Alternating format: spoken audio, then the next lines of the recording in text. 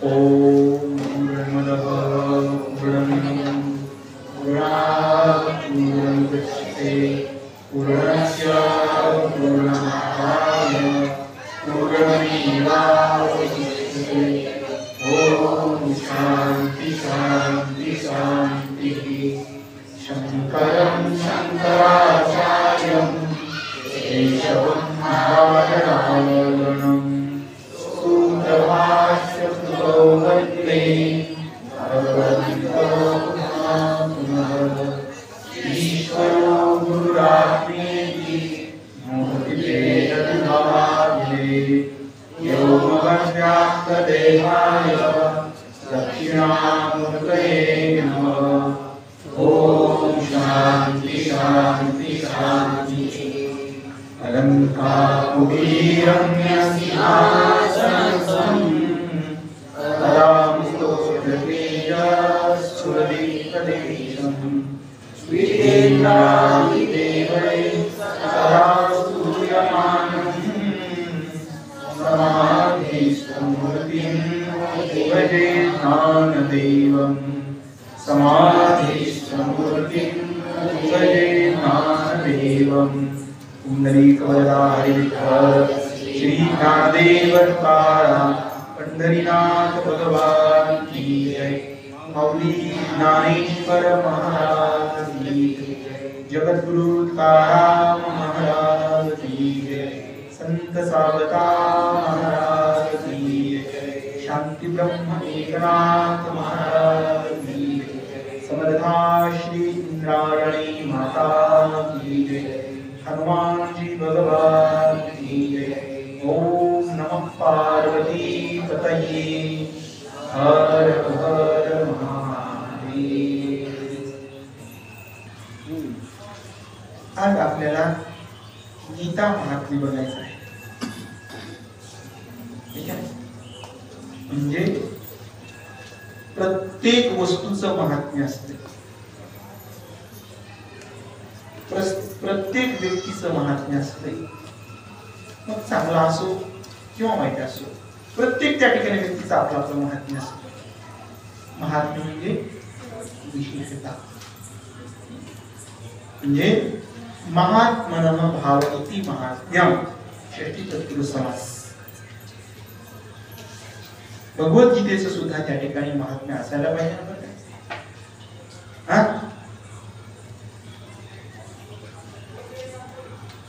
जसं पंढरी महात्म्य, काय महात्म्य पंढरीचं आहे?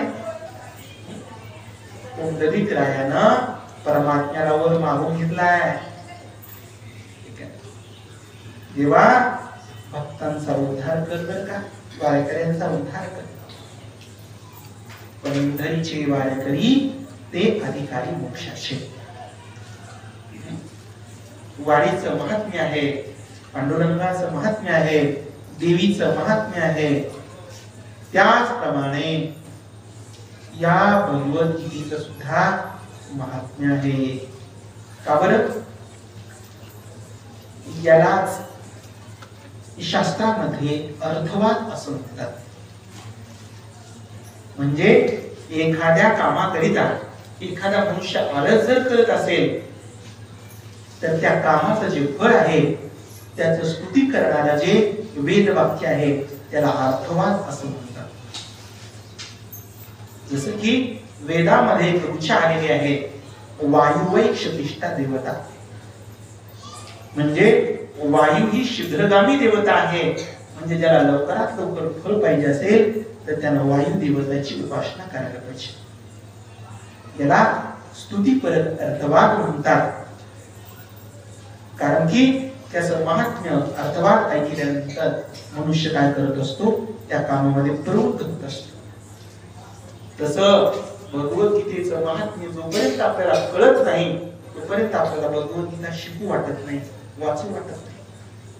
काय महात्म्य असेल बरं? अथ अथ गीता महा महात महात महात महात म्यम महात्म्यम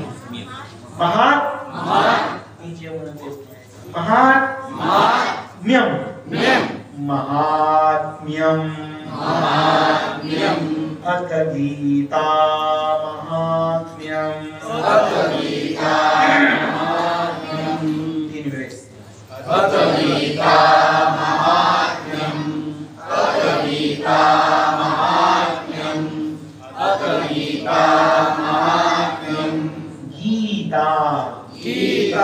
शास्त्र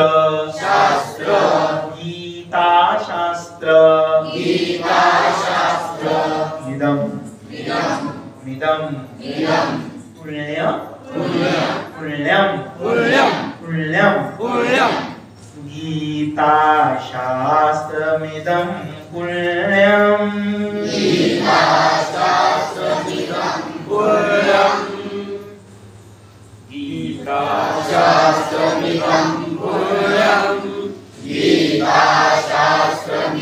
पुण्यम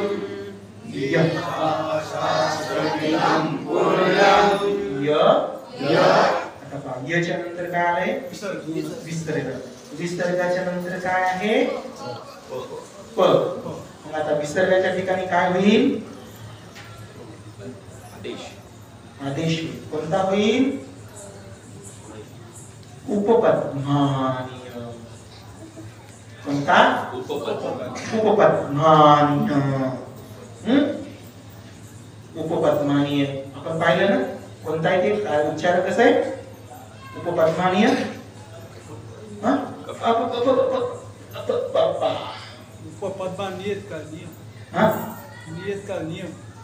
उपपद्मानीय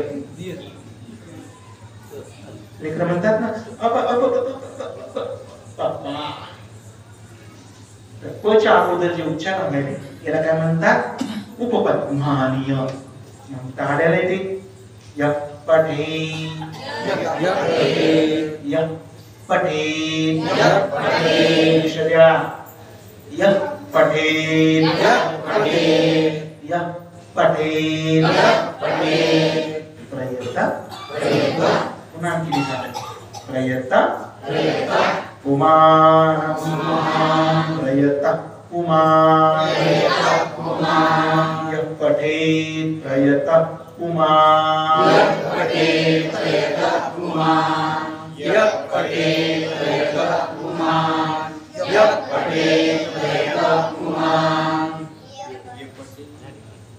क्रिकेट खेळण्यासाठी कोण लागत आहे कसा कसा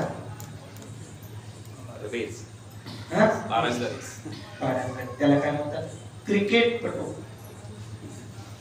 काय म्हणतात हो ज्याला धावता येते त्याला काय म्हणा धावनपटू तसं ज्याच्या कानाला ऐकता येते त्याला काय म्हणावं श्रवणपटू काय म्हणावं श्रवणपटू म्हणजे मी जे उच्चारण केलंय ते बिलकुल जरासा बी चुकू द्यायचं नाही काय पठेल काय म्हणले पठेल आता तो आहे का एकच नाही मग काय म्हणाले माझ्याकडे बघा नाही आता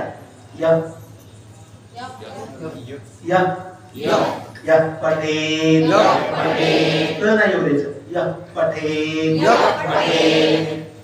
पठेल प्रयत कुमार तीनदा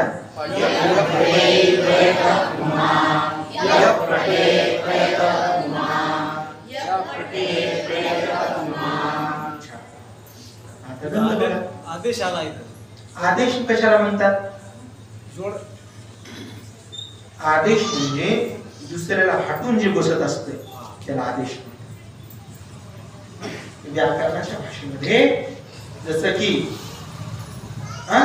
जसा एखादा अधिकारी आहे ठीक आहे त्याचा 1 वर्ष अधिकार आहे समजा ठीक आहे त्याला त्याचा अधिकार संपला की त्याच्या दुसरा त्याला काय म्हणतात आदेश आदेश म्हणजे जसं आपण एसटीच्या शीटवर जर रुमाल टाकला कोणी जर एवढ माझी जागा ठीक आहे, म्हणजे दुसऱ्याला हटवून जो बसत असतो त्याला आदेश म्हणतात. हे आदेश आहे. या पटेल विसर्गाच्या ठिकाणी कोणता आदेश झाला? उपपद्मानी य. ठीक आहे. काही काही माणसं म्हणतात ए संस्कृत मला येते. काय संस्कृत? संस्कृत म्हणायचं तर संस्कृत. ठीक आहे. संस्कृत आहे का ते? संस्कृत काय आहे? संस्कृत. आणि मग ती कुठं झटके मारली या पटेल या पटेल असं नाही का? देवा व्याकरणाच्या पद्धतीने काम चालू दिलं पाहिजे. ठीक आहे. कपोल कल्पिते का बाबा वाक्यम प्रमाण. एखादा म्हातारा माणूस काय काय बोललो दिवस निघाल्यानंतर उठतात तुम्ही, आम्ही 4 वाजता मोठा धरीत होतो. हा पण हे कसं आहे? 100% खोटी गोष्ट आहे. का? तेव्हा 4 वाजता तू मोठा धरीत होते, आता 4 वाजता तू भजन करायला उभा आहे का? ठीक आहे. नुसतं बोलायच्या गोष्टी द्या. भजन जर करत असेल, आकडा जर करत असेल, कसं तो कोणता आदेश झाला? उपपद्मानीय. विष्णू पद. आणि संस्कृत एवढं सोपं आहे, मराठीपेक्षा संस्कृत सोपं आहे. का बरं? हा आजी जास्त लेकराला जीव लावती का आई जास्त लेकराला जीव लावती? मराठी कोण सांभाळतंय? आजी जास्त सांभाळते का नाही? बरोबर आहे ना?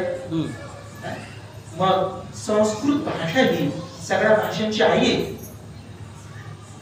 मग आई कुठे त्या ठिकाणी आजी कुठं अवघड असते का? आजी सारखा जीव आई लावित नाही, किंवा लावता येत नाही बिचारीला.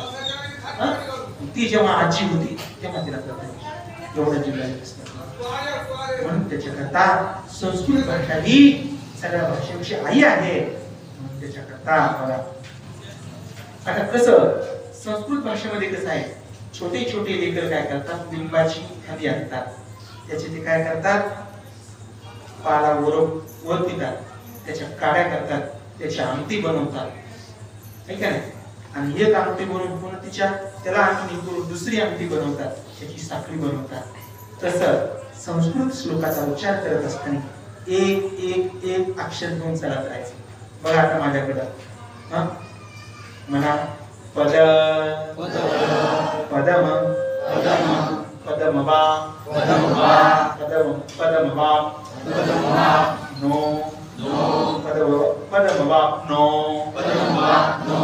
पदमवा नोती. एक एक अक्षर घेऊन पुढे जायचं. हा फक्त कुठं जोडायचं कुठं जोडायचं एवढं कळालं म्हणजे बस. ठीक आहे ना? जसा स्पेशलिस्ट डॉक्टर काय असतो, बॉडी खोलतो आणि पुन्हा आणखी जोडतो. तसं आहे. विष्णू पदम वाप्नोति. विष्णू पदम वाप्नोति. विष्णू पदम वाप्नोति. विष्णू पदम वाप्नोति. भय शोका शोका भय शोका भय शोका भय शोकादि वर्जी वर्जित वर्जितः भय शोकादि वर्जितः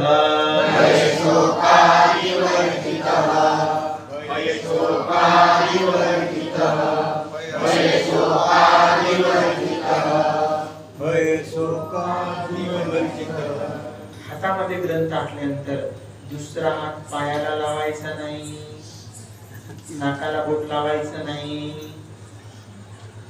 नियमांचं पालन करायचं बरं. ठीक आहे. पण आपल्या पायाला हात लागलेला ग्रंथाला लागला ना पाहिजे. आपण ज्या आसनावर बसलो त्या आसनावर ग्रंथ ठेवायचा नाही आणि पिशवी ठेवायची, त्याच्यावर ग्रंथ ठेवायचा. बरोबर. भय शोकादि वर्जितः भय शोकादि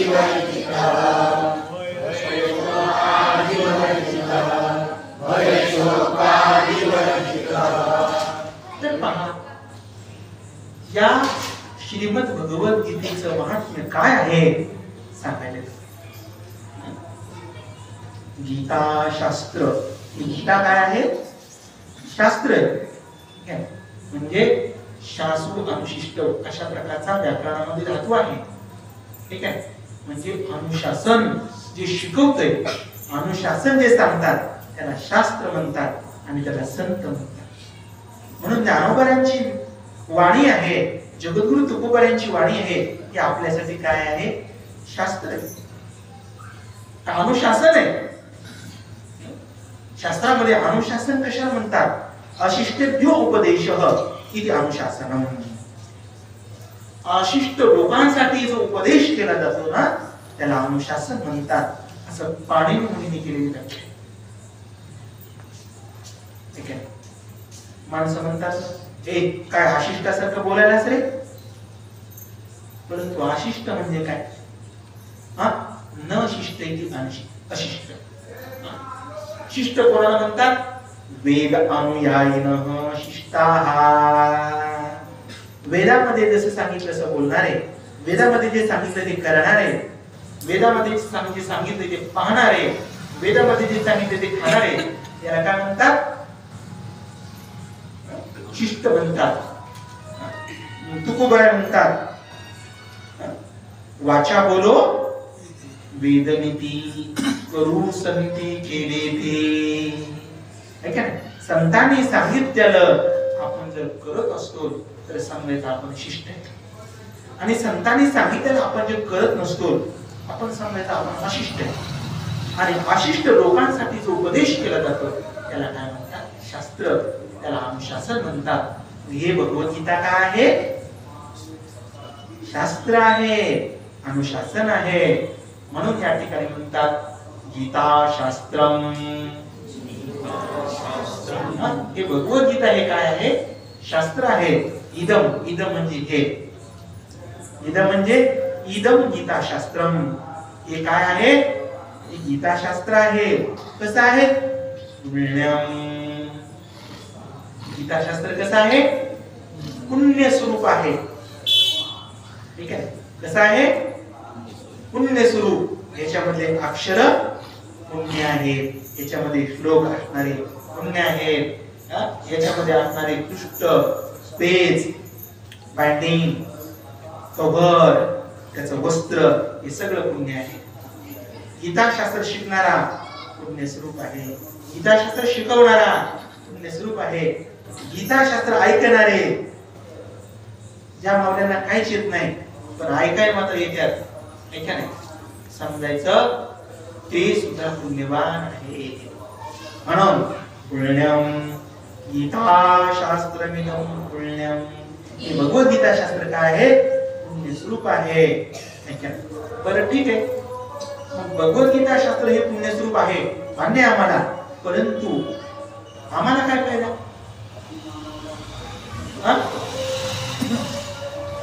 एखाद्या श्रीमंताच्या घरी फार मोठं सुंदर स्वयंपाक केलेला आहे, गरीबाला काय? परंतु भगवान म्हणतात यः पठेत. यः म्हणजे जो, जो भक्त किंवा जी माता माऊली त्या ठिकाणी त्या भगवद्गीतेचं पठण जर करत असतील, वाचित असतील, शिकत असतील, यः पठेत. ठीक आहे, शिकत असतील, पण कसं? प्रयत्न. या ठिकाणी धातू आहे यत प्रयत्ने असा धातू या ठिकाणी. त्या ठिकाणी यत प्रयत्ने धातू ह्या, परंतु त्याला पर उपसर्ग लावला. प्रयत्न. प्रयत्न करून जो भगवद्गीता शिकत असेल, काय दिवसभर तुम्ही शेतामध्ये काम करतात मावल्यांनी, संध्याकाळी पुन्हा आणखी इथं पाठाला येतात. हे काय तुमचा प्रयत्न आहे? तुम्ही शेतकऱ्याला दिवसभर त्या ठिकाणी शेती करतात, इथं पाठाला येतात, हे तुमचा प्रयत्न आहे. म्हणून भगवान म्हणतात प्रयत्न यः पठेत. कोण? कुमार.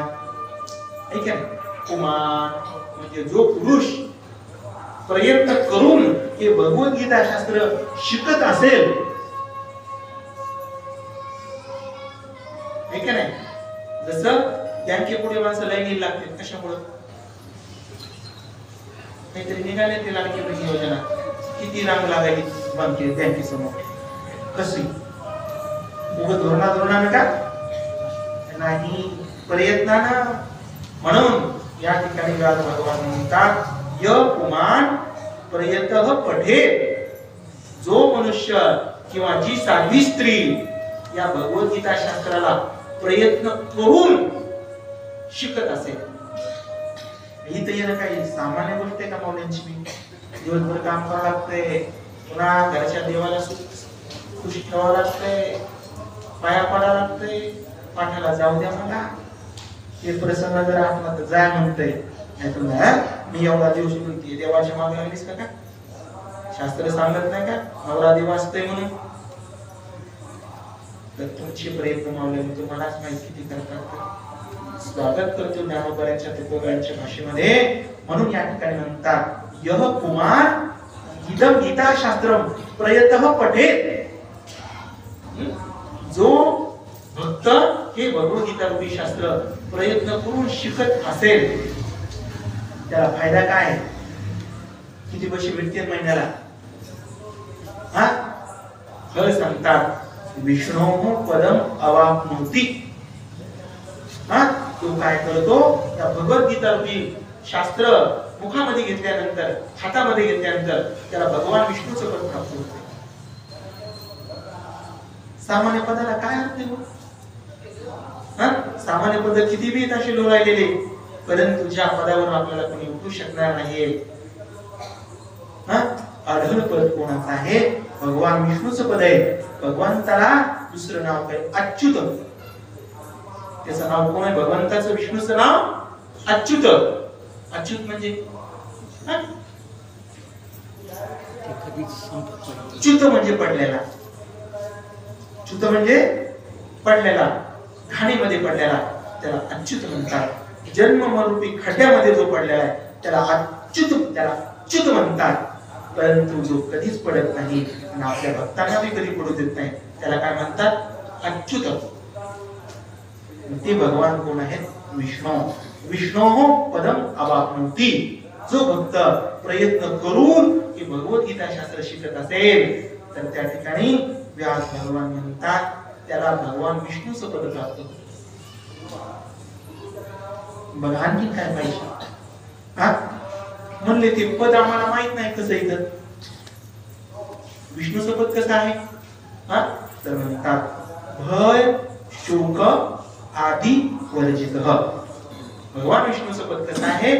भय आणि शोक याच्या रहित ते पद आहे. हे काय? कारण की मनुष्य किती जरी श्रीमंत जरी असला,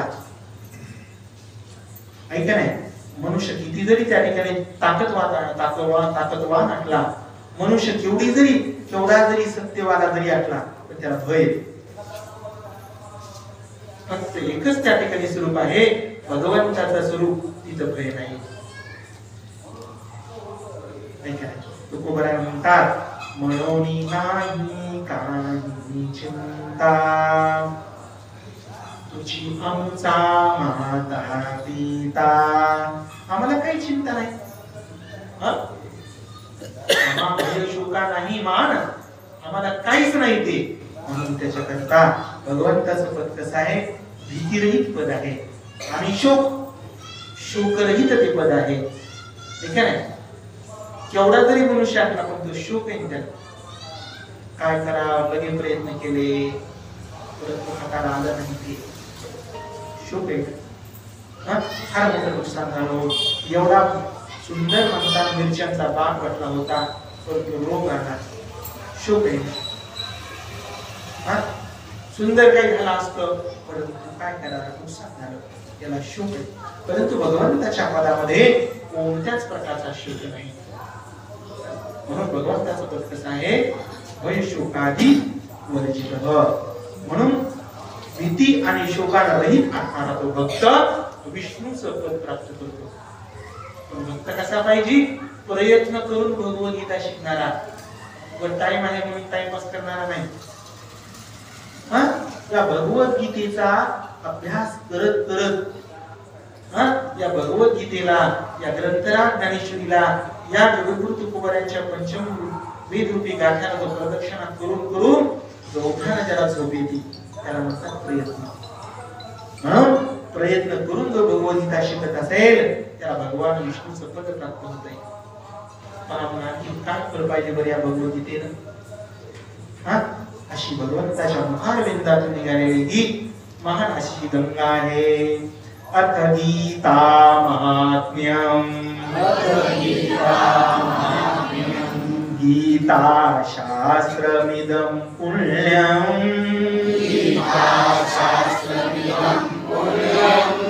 यत् पठेत् प्रयतः पुमान् विष्णोपदमवाप्नोति भयशोकादिवर्जितः. गीता गीताध्य गीताध्यय गीताध्ययन शीलस्य गीताध्ययनशीलस्य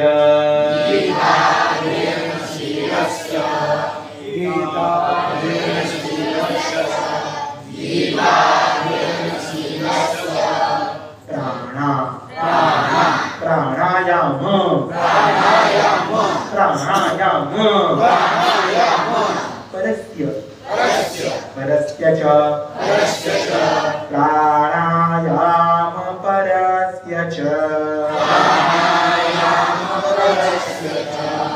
प्राणायाम परस्य च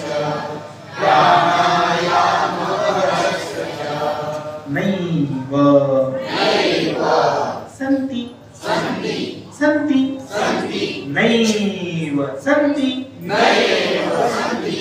सन्ति पापानि नैव सन्ति पापानि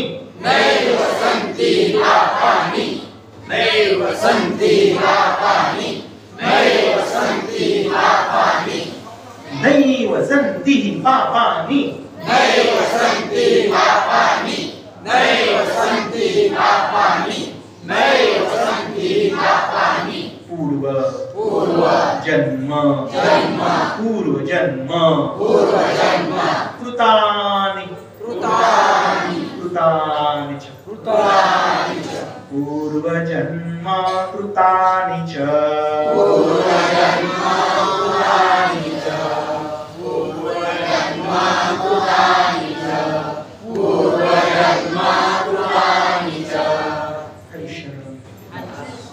गीता अध्ययन. दोन शब्द आहेत, एक आहे शिक्षण, दुसरं आहे अध्ययन. माणसानं शिकावं का अध्ययन करावं त्याचा अर्थ सांगतो आम्ही, मग सांगा तुम्ही. शिकणं म्हणजे दप्तरात सगळेच वह्या पुस्तकं न्यायचे, पाठीवर खताची गोणी बांधल्यासारखं न्यायचं, शाळेत जाऊन बसायचं आणि आल्यानंतर लांबूनच असं झोपून द्यायचं. पुन्हा दुसऱ्या दिवशी शाळेत जातानाच ते हातात घ्यायचं. याला काय म्हणतात? शिकणं. त्याला काय म्हणतात? शिक्षण. बरेचसे लेकरं शिकत येतच नाही का?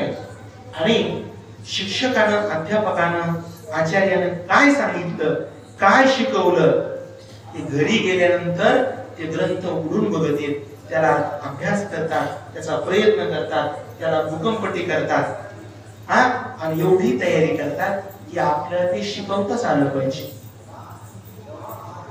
अशा प्रकारचं जे शिक्षण असते त्याला म्हणतात अध्ययन. शिकायचं का अध्ययन करायचंय? शिकायचंय का? नाही. भगवद्गीता शिकायची का? मग काय करायचंय? श्रीमद भगवद्गीतेचं अध्ययन करायचं. मग गीता अध्ययनशील. आता शील म्हणजे स्वभाव. भगवद्गीतेचं अध्ययन करण्याचा त्याचा स्वभावच बनलाय. त्या मनुष्याचं नाव काय? गीताध्ययनशील. जसं एखाद्या माणसाचा स्वभाव बनतो की सुपारी खायचा, एखाद्या माणसाचा स्वभावच बनतोय तंबाखू खायचा, तसं एखाद्या माणसाचा स्वभाव जर बनला असेल भगवद्गीतेचा अध्ययन करण्याचा, त्याचं नाव काय? गीताध्ययनशील. त्याचा फायदा काय? प्राणायाम. प्राणायाम केल्यानं पुण्य होत असते. का बरं? कारण की मन एवढं चंचल आहे ते थांबतच नाही. परंतु प्राणायाम करत असताना उपनिषदामध्ये भगवान शंकराचार्य सांगतात प्राण निबंधनम मनः. ठीक आहे, मन हे प्राणाच्या अधीन आहे. प्राण रोखला की मनाला रोखावंच लागते. म्हणून त्याच्याकरता प्राणायाम करताना मनाला पळवाट करता येत नाही. प्राणायाम पुण्य होत असते. परंतु भगवद्गीतेचं अध्ययन केल्यानंतर प्राणायामापेक्षा जास्त पुण्य होते. म्हणून म्हणतात प्राणायाम परस्य च. मग नैव संती ही म्हणजे निश्चित, नैव म्हणजे नाहीच, नाहीच, नैव संती त्याचे पापच राहत नाही. ज्ञानोबा सांगतात काय? झाडावर पक्षीच राहत नाही. झाडावर पक्षीच राहत नाही. कोण्या? ज्या वाळलेल्या झाडावर जर पक्ष्यांचे खोपे असतील, जर झाडाला काडी लावून दिली एखाद्या दुष्टानं, तर मग ते पक्षी पळून जाते. आगी लागली या रोखी देखू मिसैरा परती पक्षी तैसे सांडले असे की विकत जे. त्याप्रमाणे भगवद्गीतेचं अध्ययन, भगवद्गीतेचे मंत्र ज्याच्या वाणीमध्ये उतरले, ज्याच्या मनामध्ये उतरले, ज्याच्या इंद्रियामध्ये उतरले, ज्याच्या प्राणामध्ये उतरले, त्याच्याकडे पाप औषधाने राहत नाही. नैव संती ही पापाने. शंका केली कोणी? ह्या जन्माचे जात असतील पण पूर्वजन्मीचे जातील का? तर म्हणतात पूर्वजन्म कृतानि च. पहिल्या जन्मांमध्ये केलेले पाप सुद्धा त्या भगवद्गीतेचे अध्ययन नैव संती राहतच नाही. किती महत्वाची भगवद्गीता आहे बरं का? का बरं शिकू नये आता? शिकता जरी नाही आली तर का बरं ऐकायला येऊन दररोजच? आपल्याला जरी म्हणता शिकता येत नसलं, नातीच्या बरोबर यायला काय हरकत आहे? नैव संती पापानि पूर्वजन्म कृतानि च. च म्हणजे या जन्मातले राहत नाहीत आणि पूर्वजन्मातले सुद्धा राहत नाहीत. गीताध्ययनशीलस्य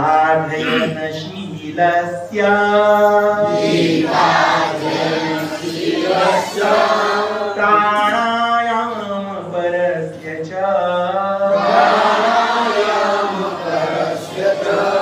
नैव संति पापानि पूर्वजन्म कृतानि च.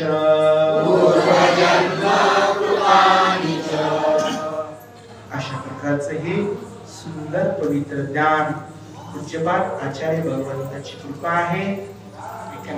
ज्ञानोबऱ्यांच्या कृपेचं वैभव आहे. पूर्णमदः पूर्णमिदं पूर्णात् पूर्णमुदच्यते पूर्णस्य पूर्णमादाय पूर्णमेवावशिष्यते.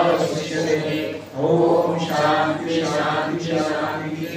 शंकरं शंकराचार्यं केशवं बादरायणं सूत्रभाष्यतो वन्दे भगवन्तो पुनः पुनः. ईश्वरो गुरुरात्मेति मूर्तिभेदविभागिने योगव्याप्तदेहाय दक्षिणामूर्तये नमः. ओम शांति शांति शांति.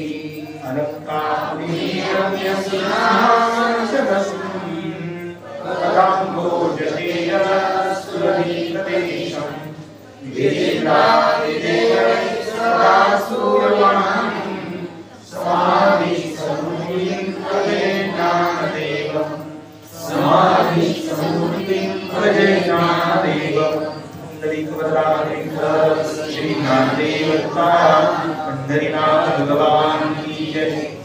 ज्ञानेश्वर महाराज की जय. जगद्गुरु तुकाराम महाराज की जय. संत सावता महाराज की जय. शांति ब्रह्म एकनाथ महाराज की जय.